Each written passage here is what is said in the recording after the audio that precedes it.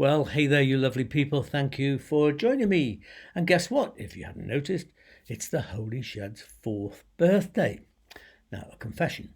I knew that the Holy Shed birthday was somewhere around this time, but I only realised it was now because the lovely Angie sent us a birthday card, a fourth birthday card. Happy fourth birthday, Holy Shed. She says the Holy Shed has taken off like a rocket.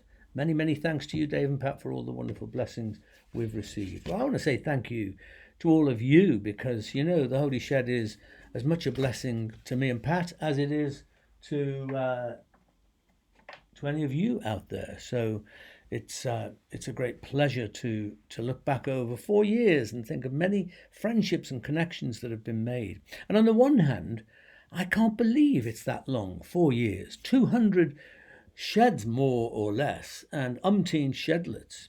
But on the other hand, I'm struggling to remember life before the shed.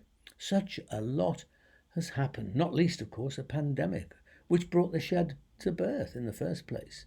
But even the pandemic is kind of fading in the memory, don't you find? For a lot of us anyway. Anyway, I'm just pleased that this here Holy Shed is one of the pandemic silver linings. And being at the retreat at Amadown this past week was a reminder that all of you people out there are not just a figment of my imagination as I sit here gazing into my laptop. You're real. It was just great to be with a bunch of, a good bunch of shedsters and others and to enjoy our time together. It was a fabulous time and well, I had a great time anyway. And if you missed it and you're interested in coming on such a retreat with me, well, there are more coming up this year and next year too, actually. I'll mention a bit more at the end. But we also loved being on the Isle of Wight last weekend with more shedsters and meeting many more lovely new friends, not least at the walking church.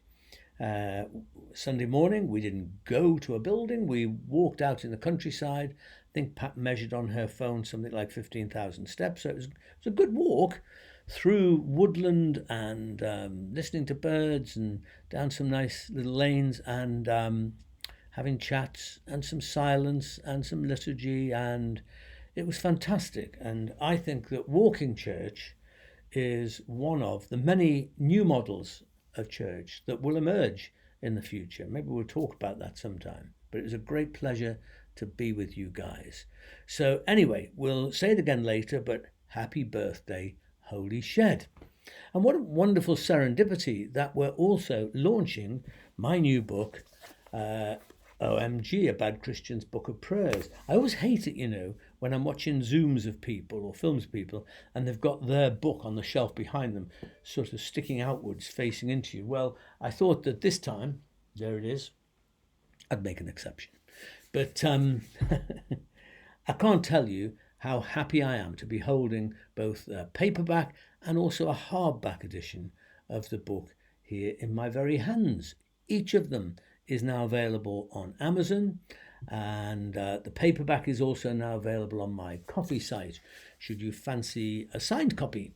And if you order it on Coffee and send me a message, say who you'd like me to sign it or dedicate it to, I'd be very happy to do that. I really like the hardback one. I know it costs more, but just feels so nice.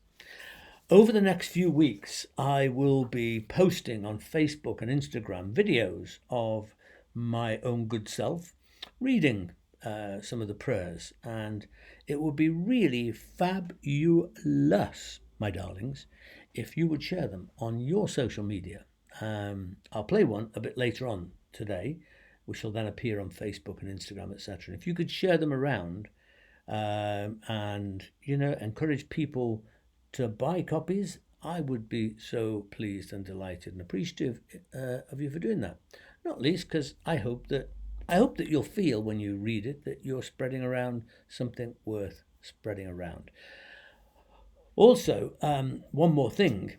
I am really up for getting out and about these days, and I'm very willing to be up and about to talk about the book and about prayer in general, to do some readings from it, anywhere that I'm invited to do so. So if you'd like to organise a gathering, whether it's in a pub or a community hall or a cafe or a house or even a church, I'm not prejudiced.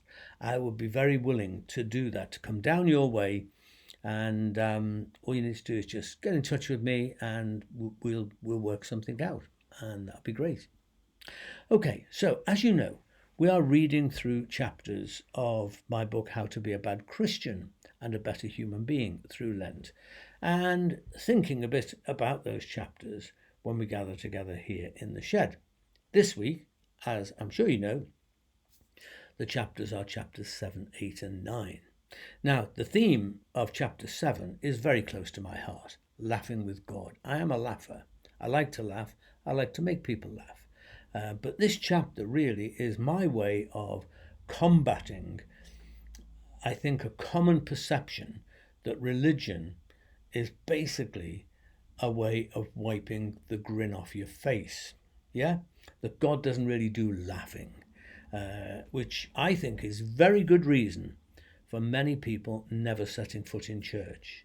Church, in the minds of lots of people, just feels like boring and tedious and, somber. God's house is not generally pictured as a house of fun.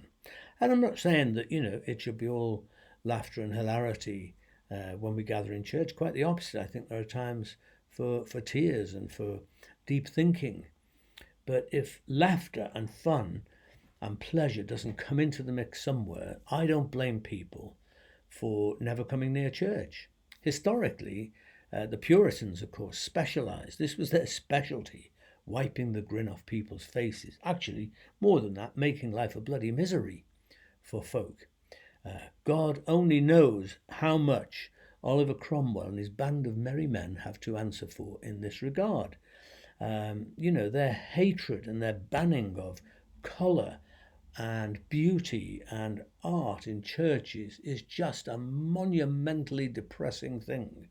And never mind getting on to the business of fun and laughter or pleasure. But the Puritans didn't have a monopoly on straight-laced piety. Many of the early church fathers, as far as I can tell, weren't exactly a barrel of laughs. Also, church authorities of every stripe throughout history have often controlled what folk could or could not enjoy, and mostly what they couldn't enjoy. And failure to conform to what was required could mean shame or condemnation, excommunication, or a whole lot worse. But even in my evangelical background, there was plenty of warnings against levity, against the dangers of pleasures, especially the pleasures of the flesh. And, I can't tell you how many grim-faced sermons I heard about that kind of thing. Umberto Eco's fabulous novel, Name of the Rose, which was turned into a wonderful film, of course, is all about this very thing, the fact that there was this kind of the battle line drawn in the medieval church between those who saw laughter and pleasure to be a good thing and those who were afraid and disgusted by laughter and pleasure. Well, look, I hate all of that stuff. Where on earth does humour and pleasure come from? Where does it originate, if not with God? And in the absence of any equivalent in Christianity to the wonderful image of the laughing Buddha, how great it is that the two Aussie guys that I talk about in this chapter initiated something called the Laughing Jesus exhibition. It was through them travelling around the world on their own business trips and popping into churches and just making the observation that they never saw a positive, upbeat, much less smiling image of Jesus. And this struck them. And so they initiated this project of commissioning artists and people of all kinds of different cultures and backgrounds to portray through their own cultural eyes, images of Jesus in positive mood or upbeat or better still, laughing. Religion without laughter, without a huge smile and really a bit of a belly laugh isn't worth bothering about, in my opinion. Where, oh, where is the laughter of God in our world? And I think that's one of the things that, if the church is doing any good in the world, that's one of the things it should be doing, bringing the laughter of God into people's lives rather than wiping the smile off their faces. Now, chapter 8 is about dumping bad choices and making better choices, which I think is a great way of making ourselves and God smile and laugh. We are the product of our choices, after all, and that's a bit of a scary thought, but our lives are the product of a whole string of choices that we make in life. So I think it's important that we learn to make good choices. And if we do make poor ones, which I confess, I've made some pretty poor ones in my time, then we need to be able to change our minds and make some better choices. And I don't think it's ever too late in life to start making better choices. The story that dominates the chapter, of course, is that of a young woman, only in her teens, gorgeous young woman called Mary, who, even at her tender age, had made some pretty poor choices about herself, primarily, which brought about hurt and misery. But thankfully, with some help, she found a different way to think, in particular about herself, and then to make different choices, to choose to love herself instead of being on her own case, to be kind to herself, take care of herself, and importantly, to accept her sexuality as good and healthy instead of, seeing it through the lens as she understood it of the church, and maybe the sort of society in which she was a member that seemed to look disapprovingly at her being a lesbian. Now, all of these things, learning to be kind to ourselves, to love ourselves, take care of ourselves, all of these things are basically things that hinge on choices. We ultimately choose which way we're going to look at ourselves. To believe that we're worthy of love and approval just as we are is ultimately a choice. And it may not be an easy one given the backgrounds that we've had, but it's a redemptive, life-changing choice to start being kind to ourselves. But here's the good news. When we focus mindfully or attentively on good choices and we persist with them, even when that sort of is hard or feels counterintuitive, we can change the actual structure of our brains so that those choices become easier to make next time, become more natural to us. I'd like to show you a little clip of film by a man called John Kabat-Zinn, who is a therapist and a scientist in the field of mindful attention. And he's talking about this thing, about the effect that mindfulness, or paying attention, can really have a big impact on our lives. Have a look at this.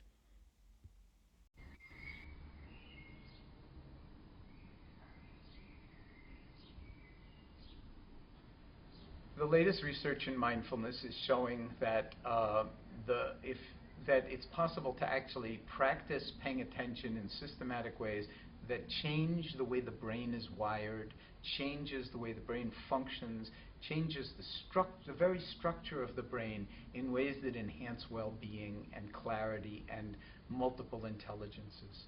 So this is a very, very exciting time where science and meditation are coming together, because we're discovering that the human organism is really capable of profound, the technical word is called plasticity, that the brain is an organ that changes in relationship to experience, and actually the chromosomes are changing always in relationship to experience. And so meditation even seems to be able to drive changes in which genes in our chromosomes are being upregulated and which genes are being downregulated, which means we have a lot more freedom to transform our organism and our life experience and attain some degree of profound well-being and satisfaction than what we ever thought.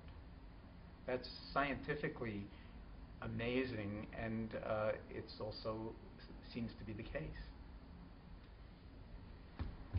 Mindfulness is a way to live your life as if it really mattered, and that involves being in the present moment with open-hearted presence and kindness towards yourself.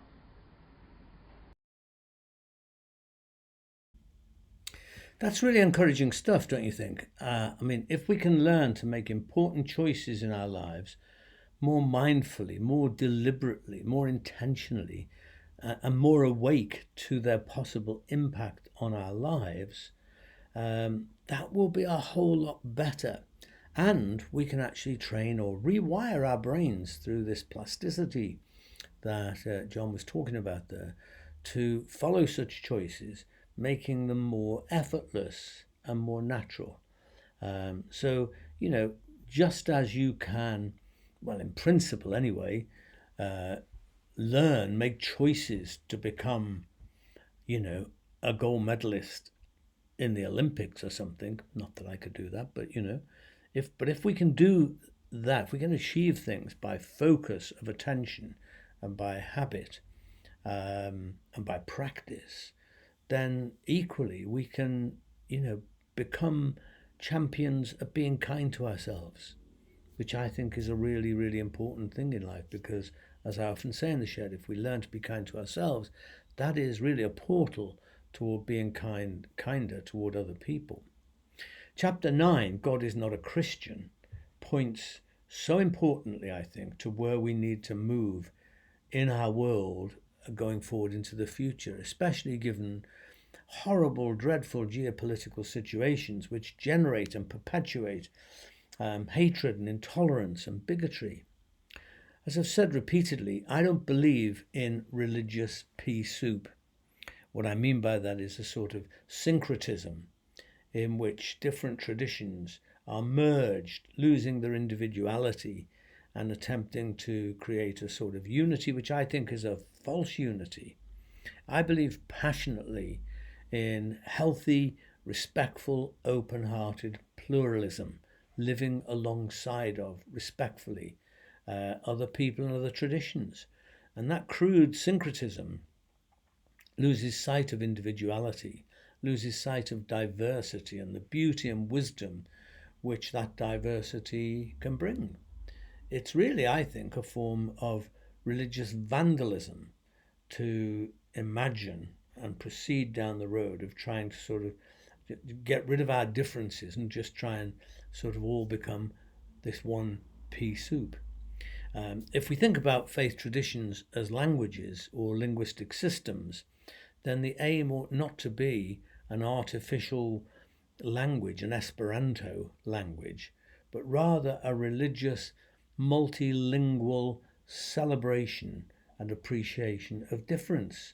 I think going forward in the future, we need to learn other religious languages, to learn how other people think and believe, and how that is congruent with or incongruent with the way that we do. The multi-faith wedding, which I talk about in this chapter, is just one of many such ceremonies that I have been blessed to conduct or contribute to. And each has brought together not just the marriage partners from their different backgrounds and traditions, but their families and whole communities into a glorious recognition of a deeper unity that exists than all the things upon which we differ. Basically, we don't need to lose our own faith with its distinctives in order to appreciate and work alongside the faith of others, or to recognize people of any faith or none as true sisters and brothers in God's greater family. I don't think it's about sacrificing our faith to find a true ecumenism. I think it's about bringing honestly and openly where we're at, but on the assumption, with the assumption, that other people are coming with equal integrity and probably truth and wisdom, and we can all, learn from each other. A more recent Muslim Christian wedding that I was part of occurred in a community garden in North London, just behind the Emirates Stadium where Arsenal play. What a joy it was to work alongside Usama, a brilliantly progressive imam, where there was genuine love and respect between us, between the two families, between the two communities, without any sense of compromise of who we are. It was a magnificent celebration of difference and not merely an act of tolerance. And I think we need celebration of difference rather than tolerance of difference. Tolerance may be a stepping stone along the way, but that's all it is. We need to go beyond that to the true embracing of and celebration of the differences that exist. That chapter also describes the wonderful coming together of Heart Song, a charismatic church in Memphis, with the Memphis Islamic Center. Now, for an evangelical church in Tennessee to exercise the kind of generosity and openness that they did toward their Muslim neighbors, well, is truly amazing. So I described that in the book, but why not take a little look at this bit of video where it's being talked about more directly. I'll never forget the morning that I saw an article about a group of Muslims who had bought 30 acres and were planning to build a complex. When I saw that, my stomach kind of tightened up. They were going to be right across the street from us. I felt that ignorance and that fear. So I prayed. I said, Lord, what are we supposed to do? The idea of Memphis Islamic Center started because we felt we needed a family life center, a place for people to pray and play, to socialize, and have a sense of community. It is a difficult time for Muslims in America. We did not expect to be welcomed. We thought we have to work hard. And one day we were driving by and we see a banner, and that banner says, Heart Song Church welcomes the Memphis Islamic Center to the neighborhood.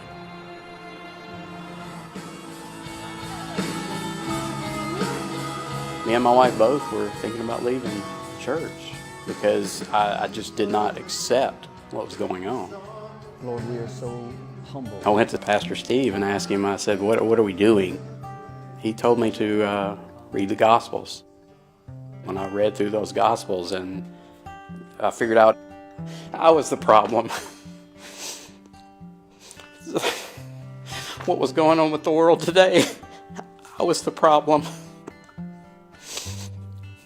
And then we started building. The month of fasting, the month of Ramadan, was supposed to be our grand opening day where we start praying here, and it was clear that we were not going to have our hall ready. We got a call, and Bashar said, we just wondered if we could use your building for our prayers. In case we don't get our permit in time. Instead of using the room for a few nights, we ended up spending the entire month of Ramadan at Heart Song Church. Ramadan brought us much closer. People started knowing each other on a personal level. We had done coat drives and food drives, and close to 9/11, we do a blood drive together. I would have never thought that I would be friends with Muslims right here. And I love it. It's kind of like my world got bigger. We are a better congregation now. We are better people because of this friendship with Heart Song. It's an amazing friendship that I can't imagine having missed out on. How's everybody doing today? Well, cheer louder if you're having fun.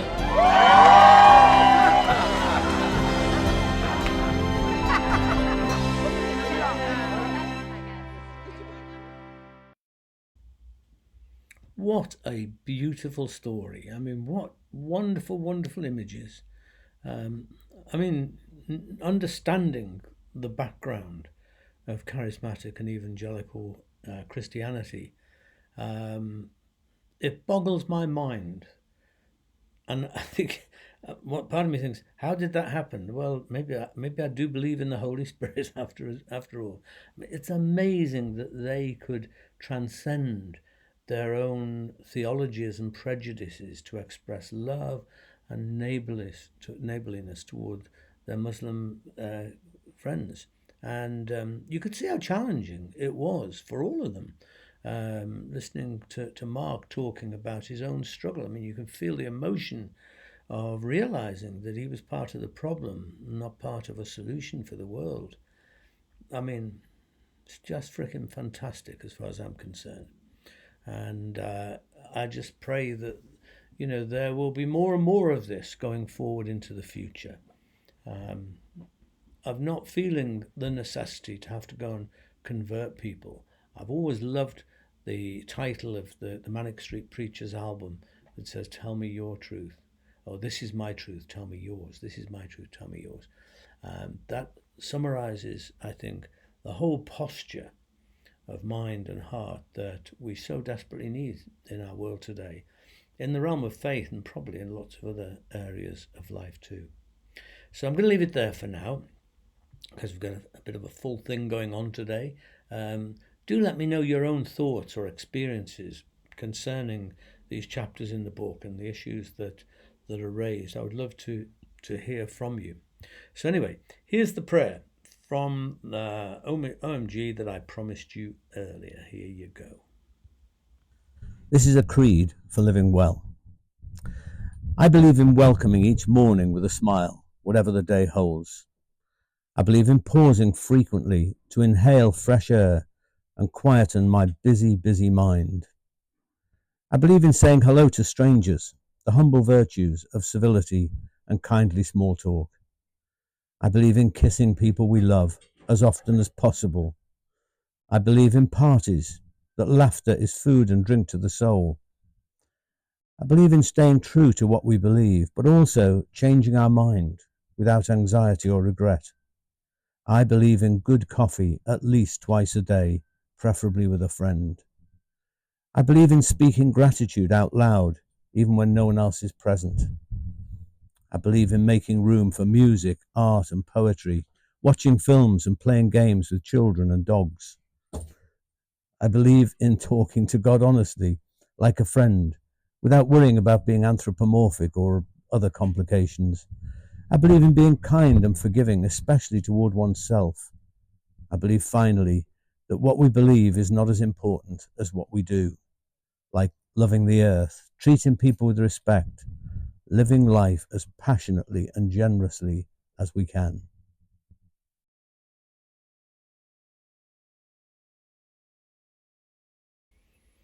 Now, you may wonder how on earth we staged that, how we staged our grand dog, Kevin, the Holy Shed's Archdeacon.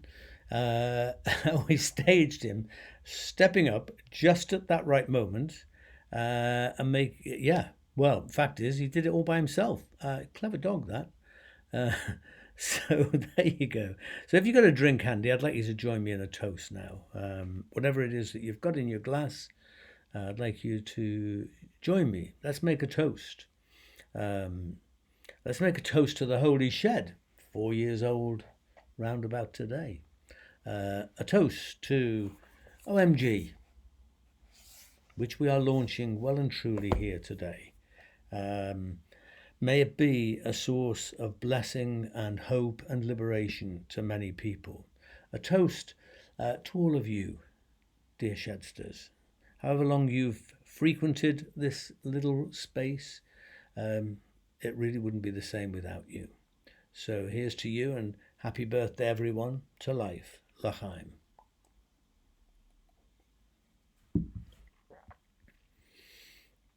And by the way, read the book. Could I ask you, please, to write a review, however short it is, maybe a line, whatever, but could you please write a review on Amazon? You don't need to have bought it from Amazon, by the way. Reviews and good scores really help to attract attention and get more copies out there. So if you feel you could do that, I would be delighted. And one other thing, I don't know if you realize that there are Spanish translations of How to Be a Bad Christian and also the Bad Christian's Manifesto and a German edition of Black Sheep and Prodigals. And they're available on Amazon. If you know people who'd appreciate reading the books in those languages, do please get the news out. I think they're also available in the coffee shop as well. That's KO-FI. And regarding the retreats, I am going to be leading a retreat at Amadown again in September on how to read the Bible and still be a Christian.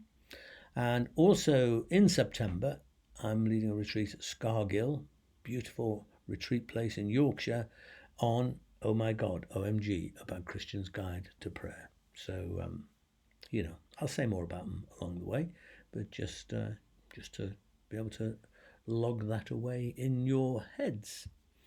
So thank you so much for being with me today. If you like what I'm doing in the shed, you can support us. You can just buy us a coffee by following the link that's on the screen now. And we are deeply appreciative of all the coffees, as it were, that we receive, and that help to sustain us, which is great. I'm going to close in a minute with a song by two lovely shedsters, Terry and Jackie. People send me songs sometimes, and I'm increasingly going to include some of them. This is a lovely song by them, which serves as a perfect birthday summary of the main message of the Holy Shed, which is love. So first of all, a blessing from OMG.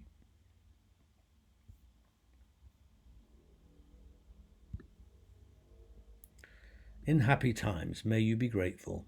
In challenging times, may you be brave. In tedious times, may you find joy in the moment. And at all times, may you be assured that you are God's dearly beloved. I'll see you soon, guys. Stay human, be kind to yourselves, be kind to people around you.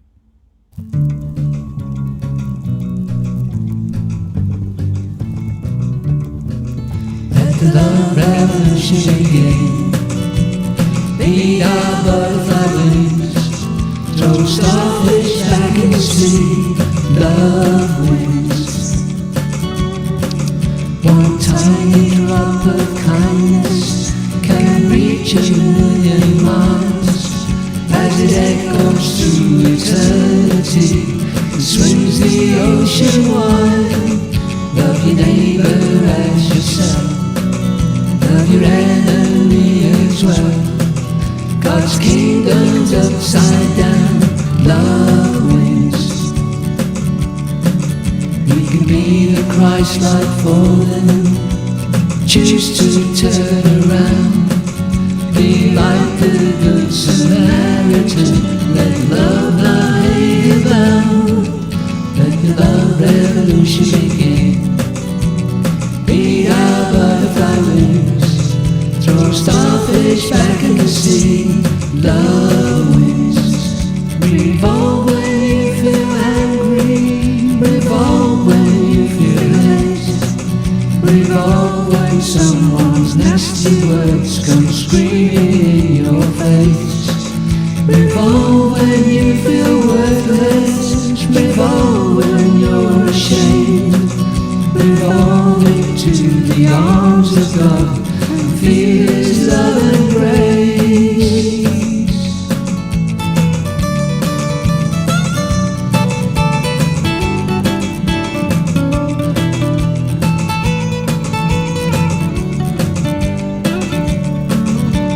Let the revolution begin. Beat our butterfly wings, throw starfish back in the sea. Love wins, love wins, love.